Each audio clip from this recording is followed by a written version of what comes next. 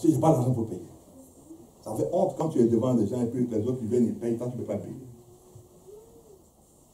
Je suis père de famille. J'ai 3 enfants. Et je ne peux pas payer l'école midi. Et les autres, ils viennent, quand on fait la liste, on appelle les gens, ils viennent, ils payent. Et puis quand mon tour vient, on me laisse passer. Alors qu'on doit me dire de ne pas revenir. Normalement, on doit me dire de ne pas revenir. Non, on me laisse là. On me laisse là. Alléluia. Donc, voici, dans le désert, le diable vient montrer à Jésus des choses. Si le diable a montré à Jésus des choses, dans le désert, il te montrera aussi des choses. Pour que tu quittes la volonté de Dieu. Si le diable voit que tu ne servirais à rien et que ta vie n'est pas utile, il te laisserait tranquille. Mais s'il voit que ta vie est utile et que tu vas être important pour Dieu, il te créera des problèmes. Et je veux te dire aujourd'hui, plus il te crée des problèmes, plus tu dois t'attacher. Parce que Dieu a un plan pour toi. Quel que soit le désert, quelle que soit la fournaise, quel que soit le feu, tu dois t'attendre à Dieu. Parce que Dieu a un plan. Que le diable, peu importe tous ses plans, toutes ses manigances, oh, il ne réussira jamais à te déjouer, à te retirer de la parole de Dieu. Tu dois savoir que Dieu a un plan. Et c'est le plan de Dieu qui finira par s'accomplir. C'est le plan de Dieu qui finira par se mettre en place. Le diable, il a beau essayer. Il a tout fait.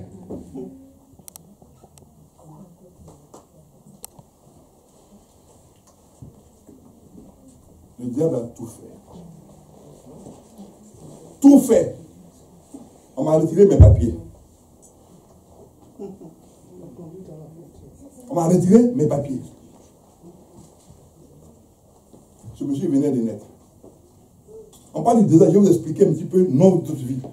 Quand vous pensez qu'on est tombé comme ça pour être serviteur de Dieu? Non. On m'a retiré mes papiers. On m'a envoyé un papier de quitter le territoire français.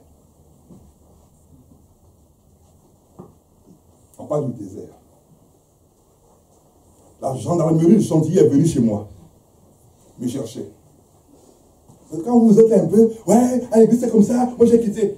Si tu veux quitter, il faut partir. Il y a un qui m'a parlé. Je ne savais pas qu'il y avait des gens qui pouvaient faire une église ici.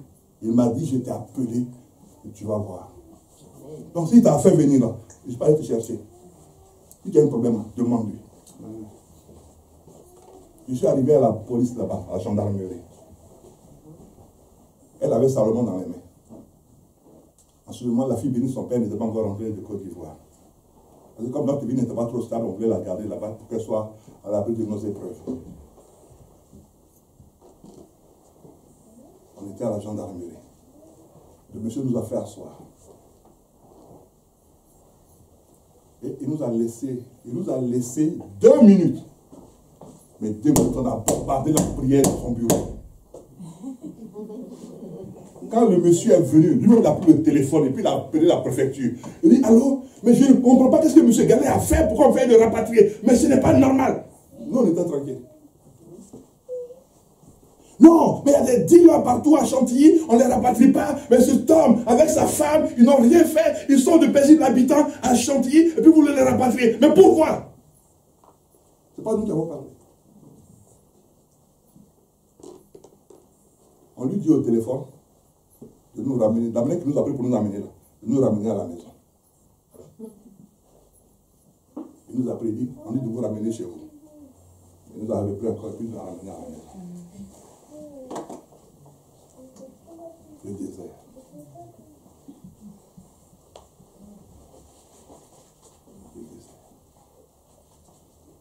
Et les gens lui disaient maintenant, ouais, mais tu as vu, il n'a même plus de papiers, mais pourquoi tu restes avec lui? Quitte-le!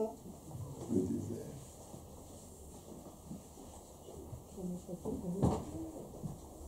C'est pourquoi je vous dis toujours que je ne suis pas pasteur parce que je suis venu en aventure et que ma vie a échoué. Non.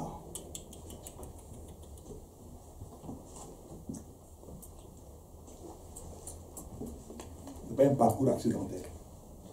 Vous dites que ma vie a raté. Donc, comme il sait parler, d'abord, je ne m'ai pas parlé. Moi, je voulais enseigner. C'était tout. L'enseignement, tu démontres la physique, tu démontres ça sont les formules physiques, et puis ça finit. Ça va beaucoup.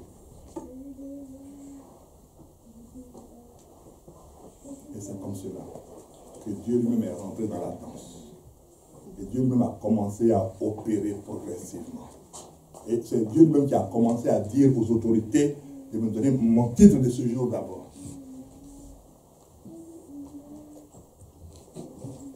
Il me donnait un moment, un an. Je suis allé un jour pour renouveler. Quand j'ai déposé mon papier comme ça, la dame elle a pris. Elle me dit, monsieur, vous avez droit à 10 ans. Moi, je lui ai rien demandé. Elle vous avez droit à 10 ans. Je dis, ah bon? Elle dit, oui, je fais les papiers tout de suite. Elle a fait. Le désert. Je vais vous parler du cœur à cœur pour que vous compreniez à qui vous avez affaire dans ce couple-là. On n'est pas un couple qui est venu pour dire, bon, comme on n'a pas d'argent, on va prendre les 10 000 les offrandes du peu des gens pour vivre. Non. Le désert.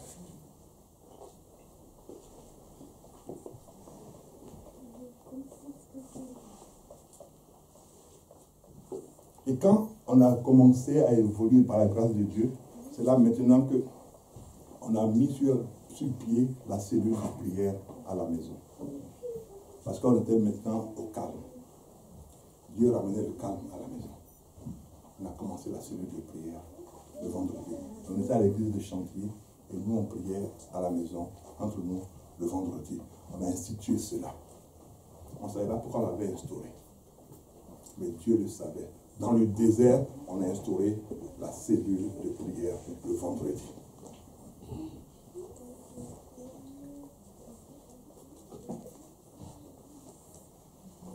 C'est cette cellule de prière qui est devenue aujourd'hui l'église La Bonne Nouvelle.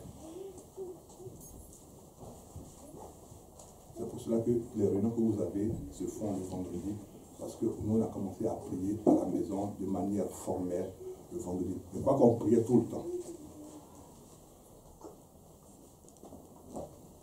Donc, voici ce que le diable faisait et disait à Jésus. Si tu es fils de Dieu, ordonne ceci, ordonne cela. Mais la Bible dit, je vais l'attirer. Il n'a pas dit le diable, il dit, je vais l'attirer dans le désert pour parler à son cœur. Maintenant, ce que je veux vous expliquer, il y a 3 choses par rapport au désert. Souvent on dit on aime Dieu. Donc la première chose dans le désert, pourquoi Dieu t'emmène dans le désert? Parce que tu dis tu l'aimes.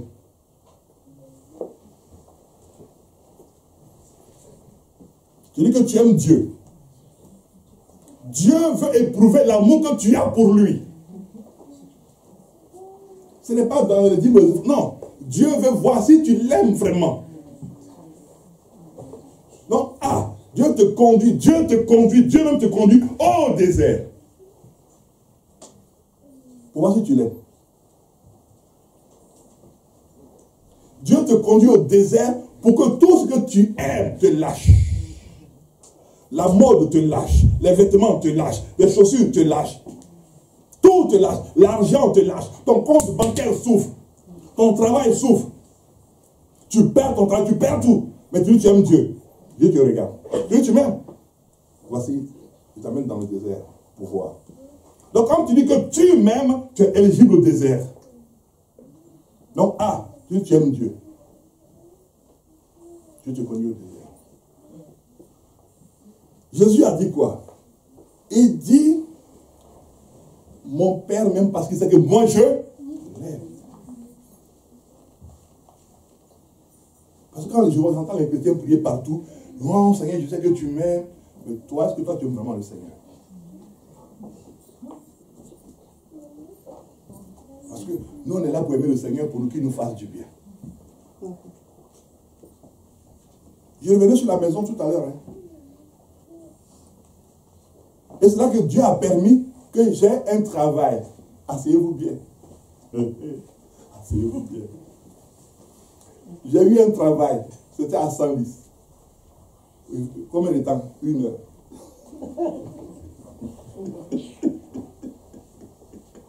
Une heure de travail. On savait pour payer les transports. Et puis je cours pour aller après le bus. Et je le monsieur m'a dit, mais monsieur, à cette allure-là, vous allez mourir sur votre travail. Vous courez toujours pour attraper le bus. Je dis, monsieur, c'est pas grave. C'est ma famille à nourrir.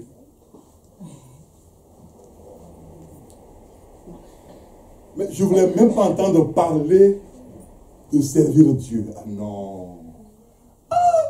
Je veux vivre là. Non, servir Dieu là. Excusez-moi. Là que j'ai dit à ma soeur, il faut prier. Moi, je vais faire les affaires. Je ne veux pas aller dans l'affaire de servir Dieu là.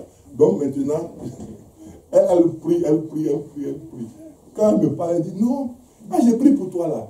Dieu me montre que tu es en train de sauver des âmes, il y a des gens devant toi, tu pries pour eux. Elle dit non, c'est pas ça que je veux. C'est pas ça que je veux. C'est pas ça que je veux.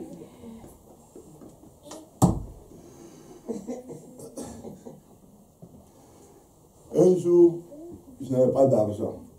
Et puis je l'ai appelé. Et puis on se trouvait à la gare du Nord. Et puis elle me donne l'argent. Et puis elle me dit, ouais, mais quand j'ai prié pour toi là, Dieu me montre que tu es en train de prêcher, tu es en train de sauver beaucoup d'âmes, tout ça. Je dis, non, c'est pas ça. Moi, je veux aller en Italie pour acheter les affaires pour venir vendre. C'est pas ça, je cherche. Ne prie pas. Si c'est comme ça, ne prie pas pour ça. Il faut prier pour que je puisse acheter les choses pour les vendre. Elle dit, mais quand je ouvre ma bouche pour parler, c'est ce que je vois. Et on ne prie même plus. C'est vrai, on ne prie plus. Oui, comme ça, tu ne verras rien. Mais cependant, je dis, j'aime Dieu. Alléluia. Alléluia. Premièrement, tu dis tu aimes Dieu. Dieu te conduit au désert.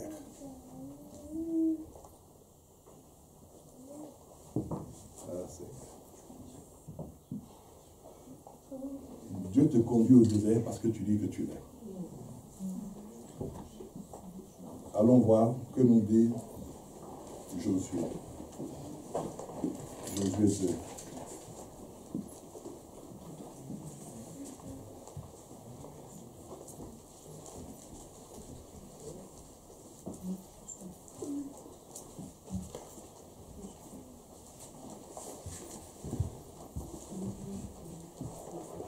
Josué 2, à partir du verset 8. Josué 2, à partir du verset 8.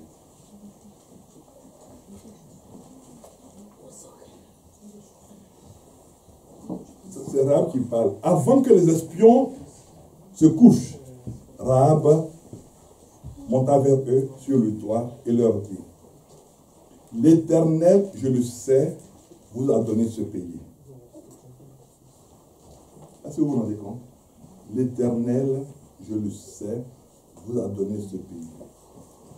La terreur que vous inspirez nous a saisis et tous les habitants du pays tremblent devant vous. Car nous avons appris comment à votre sortie d'Égypte, l'Éternel a mis à sec devant vous les eaux de la mer Rouge. Et comment vous avez traité les deux rois des Amoréens au-delà du Jourdain, Sion et Og, que vous avez dévoués par interdit. Ce qui veut dire quoi, mes bien-aimés? C'est-à-dire, au désert, le peuple a été formé. Au désert, le peuple a été entraîné.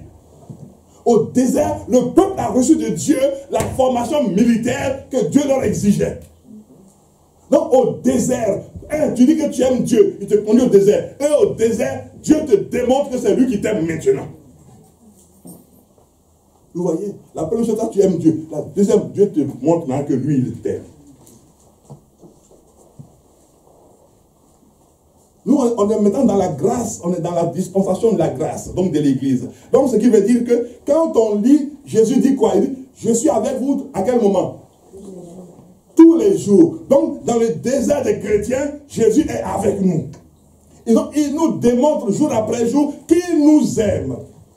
Donc, dans ce désert, il est là pour nous transformer. Il est là pour changer notre façon de voir. Là pour changer toutes nos perspectives, tous nos projets. Il change tout cela. Donc, il nous démontre son amour. De la manière que le peuple a mangé la manne au désert, c'est de cette façon que le peuple actuel dans le désert, il permettra que tu aies toujours de quoi à manger, de quoi te vêtir, de quoi à boire, afin que quand tu vas sortir, tu aies été transformé en guerrier. Rahab dit, vous inspirez la crainte. Quand un homme de Dieu sort du désert, il inspire la crainte. Il inspire le respect. Quand les démons le voient, ils disent non, cet homme n'est pas comme tous les autres.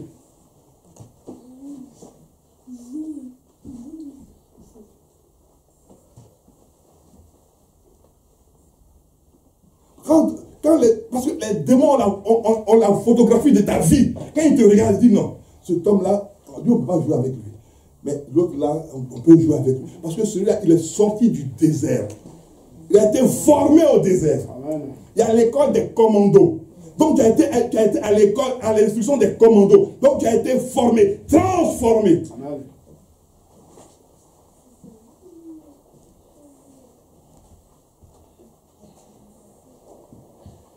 Il sortait du désert.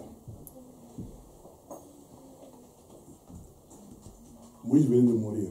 Et la première conquête de Josué, c'était la femme de Dieu. Et de vous inspirer la crainte.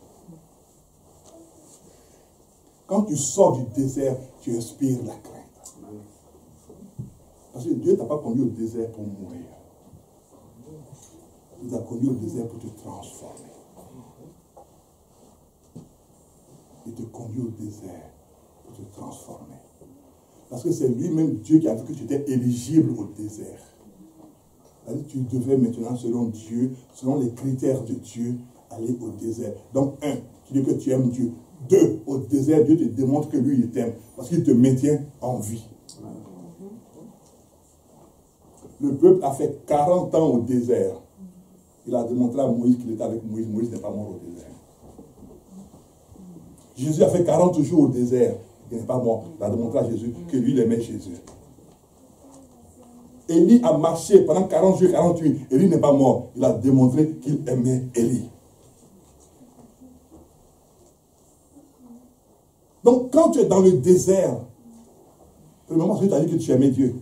Deuxièmement, Dieu te démontre maintenant que si toi tu dis que tu m'aimes et que tu veux entrer dans le désert, moi je te démontre que je t'aime parce que toi tu ne m'aimes. Et la troisième chose, quand tu sors du désert maintenant, tu inspires la crainte. Tu inspires le respect. Tu inspires la considération. Quand tout le monde est assis, là, quand toi tu es assis, on te regarde, on dit non. Il dit, lui là, il n'est pas comme tous les autres. Toi, tu n'as rien fait. Tu n'as encore rien dit.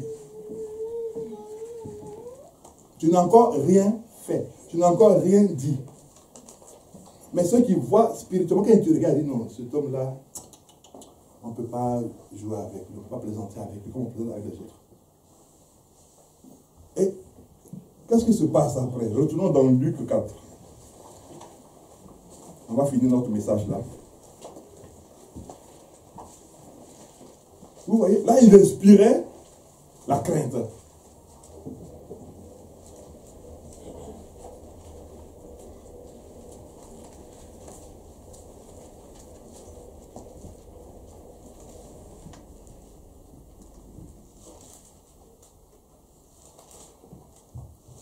Luc 4,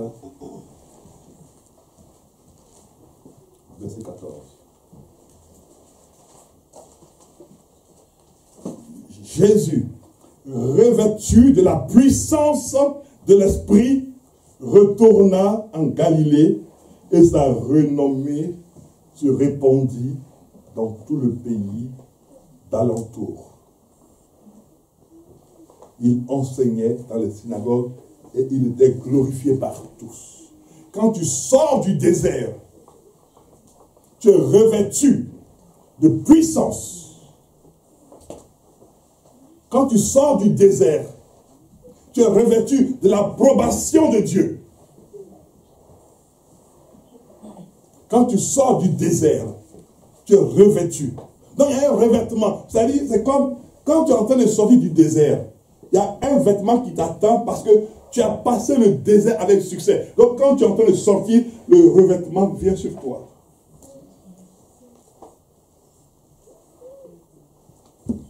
Et c'est un revêtement de puissance. C'est un revêtement de puissance. C'est pour ça que Rahab a dit, la crainte s'est emparée de nous. La crainte s'est emparée de nous. Quand tu arrives quelque part, la crainte s'empare. Quand tu n'as encore rien dit, tu es simplement pas assis. Mais ta présence inspire le respect. Ta présence force le respect. Parce qu'on voit que c'est un homme éprouvé. Et c'est un homme qui a prouvé. Il est éprouvé et il a prouvé à Dieu. Il était digne de la confiance que Dieu lui fait. C'est un homme éprouvé, un homme que Dieu a apuré.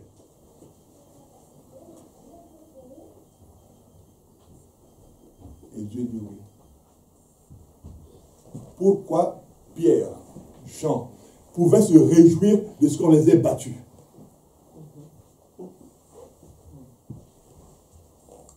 Mais quand tu lis bien la parole de Dieu, les miracles ne s'accomplissaient pas en quantité avant qu'on les batte. Mais c'est après qu'on les ait battus que maintenant l'ombre de Pierre pouvait guérir quelqu'un. Les gens veulent la puissance de Dieu, ils veulent l'onction de Dieu, mais non, le désert. Non, papa, toi aussi. Comment tu veux que ton fils, comme moi, comme ça, il passe par le désert? Oui, seulement pour que j'ai l'onction.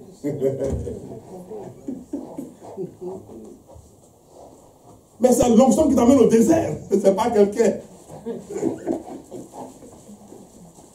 C'est l'onction là qui te conduit au désert.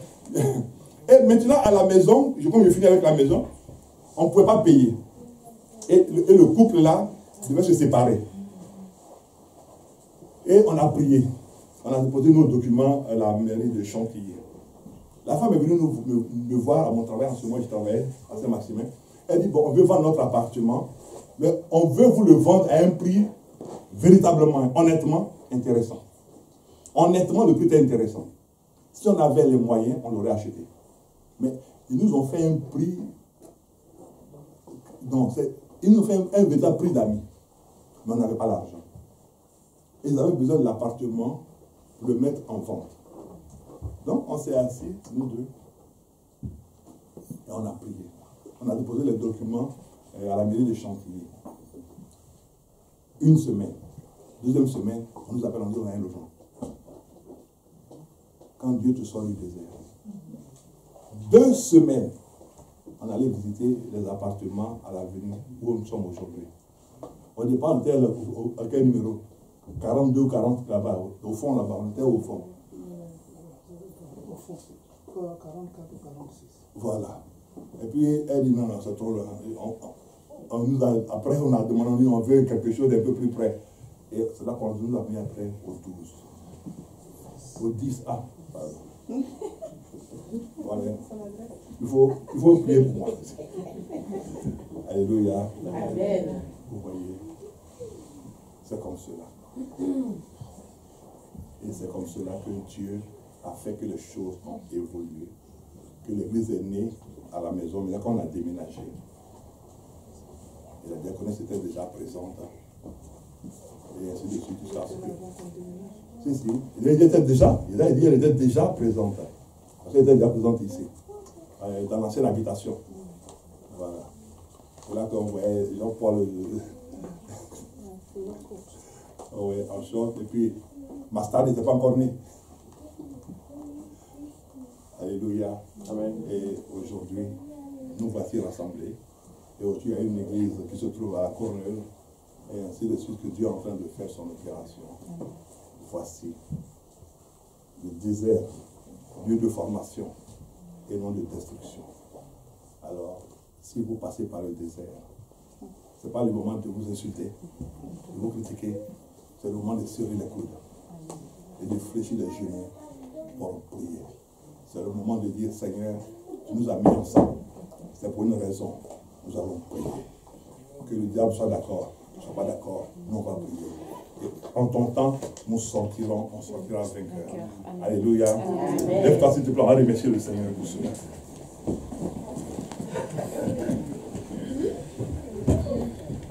Et lève ta voix et remercie le Seigneur qui est un bon Dieu qui t'enseigne.